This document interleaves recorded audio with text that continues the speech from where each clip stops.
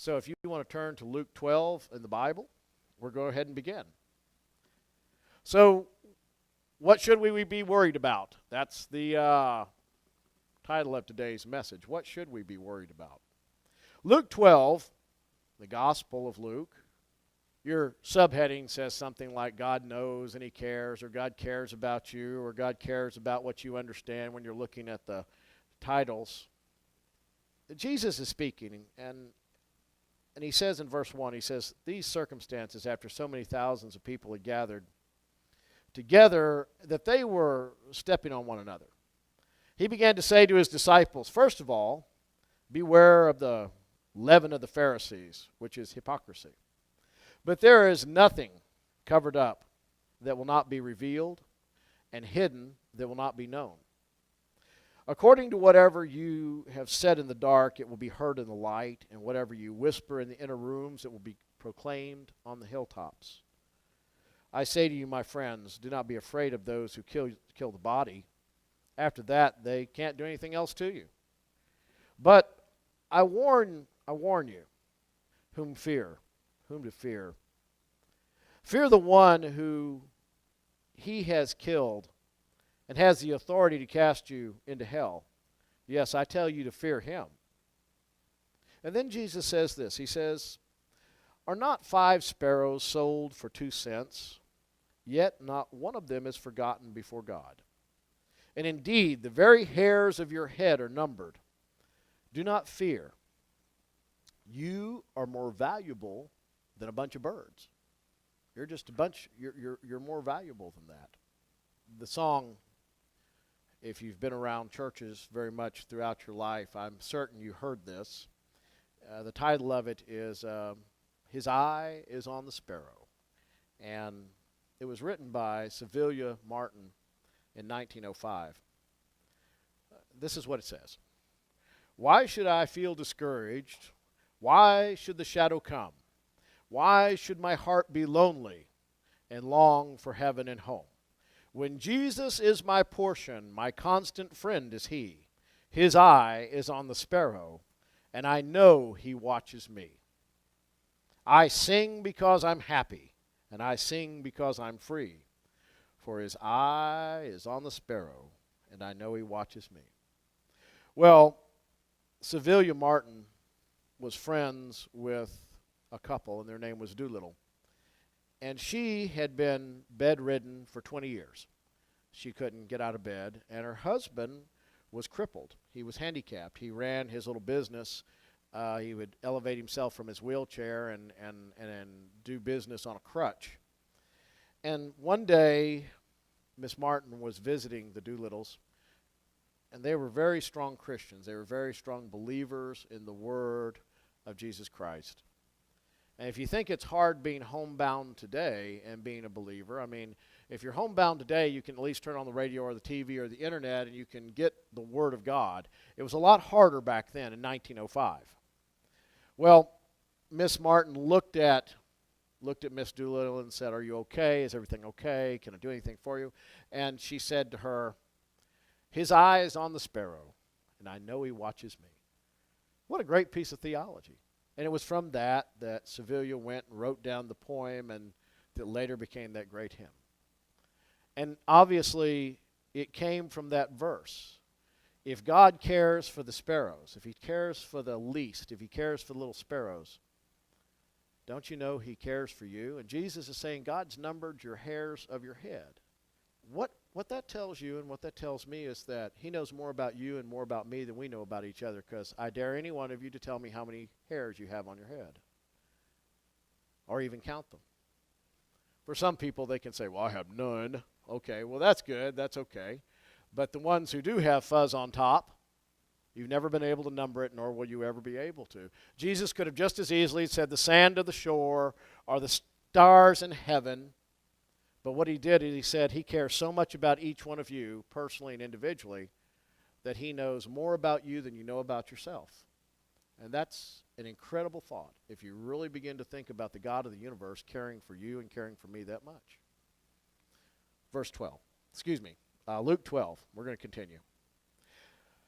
In the 21st verse, Jesus is talking again. He's got this big, long sermon he's giving, and he's talking specifically to his disciples now. He's turned to them. Everybody else is trying to listen to him, but he's talking to them. He says, so is the man who stores up treasure for himself and is not rich towards God. And he said to his disciples, for this reason I say to you, do not worry about your life or what you'll eat, for your body, or what you'll put on, about your clothes. For life is more than food, and the body is more than clothing.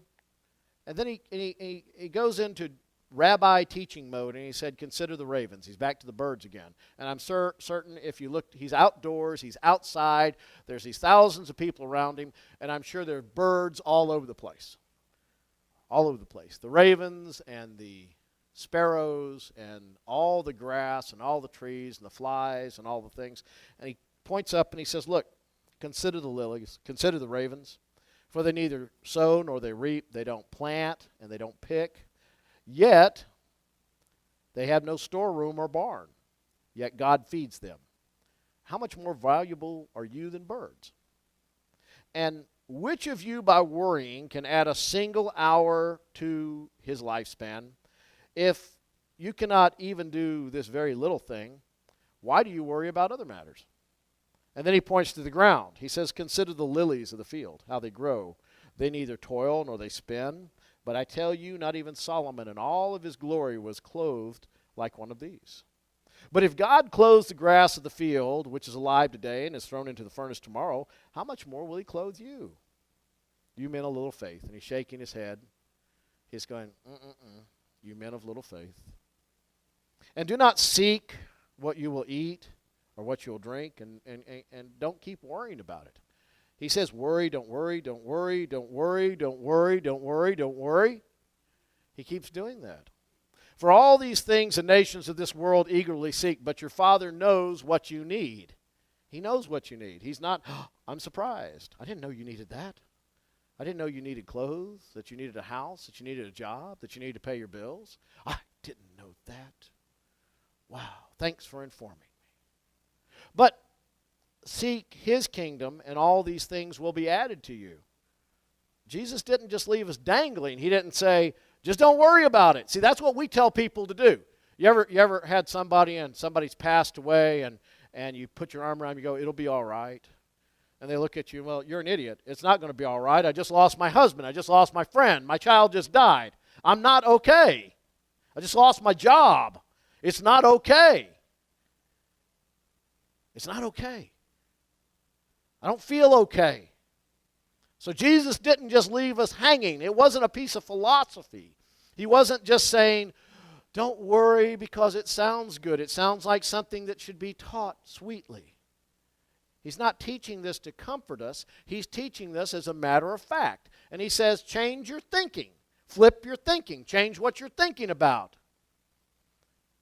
But seek God's kingdom, and all these things that you're worrying about will be added to you.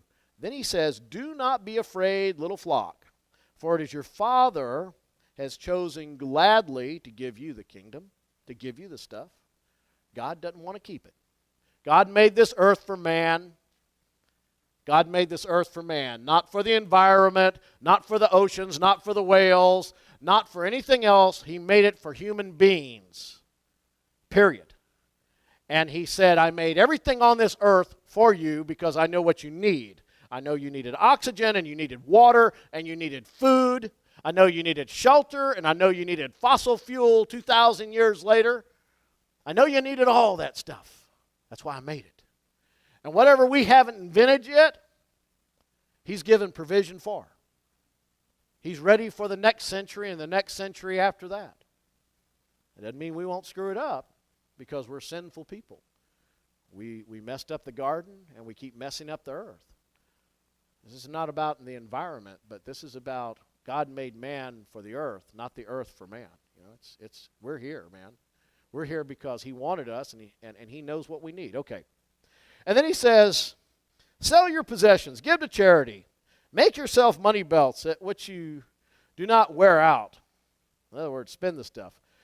Put your treasure in heaven, where there is no thief, nor moth that destroys, And then he makes this phenomenal statement. He says, follow the money. Follow the timetable. Follow what you do. But he phrases it like this. He says, where your treasure is, there your heart will be also. What you value is what you spend your time doing. What you value is what you spend your money on. You want to know what you value? Go see what you did last month on your bank statement. You know what you value. What you buy. Put out a timetable. How much time you spend playing on the internet or playing on your cell phone or playing whatever you're doing. And you'll discover what you value right down the very minute you spend in the Word of God or in prayer. Aren't you glad that God doesn't serve us like we serve Him? I'm very thankful. I'm very thankful that my spiritual power is not connected to the amount of time that I spend in prayer or study of His Word. Because if it was, I would be in trouble. I would be in trouble. That He loves me so much that He provided for my need, no matter what I do. That's how much He loves me. Well, Jesus taught. He said in verse 12, now you got to get what's going on. You got to really get the picture. I want to paint this. I cannot stress this enough. 12, 25, and 26. Okay, I cannot stress it enough. He has this massive crowd. It says they're stepping on each other. And He's out of doors. He doesn't have a microphone. And He's got these 12 guys, and they have obviously been worried because this is His theme for the day. He is talking about trouble and the world and heaven and hell and what you should worry about and what you shouldn't worry about. He's talking about all these concepts. And as He's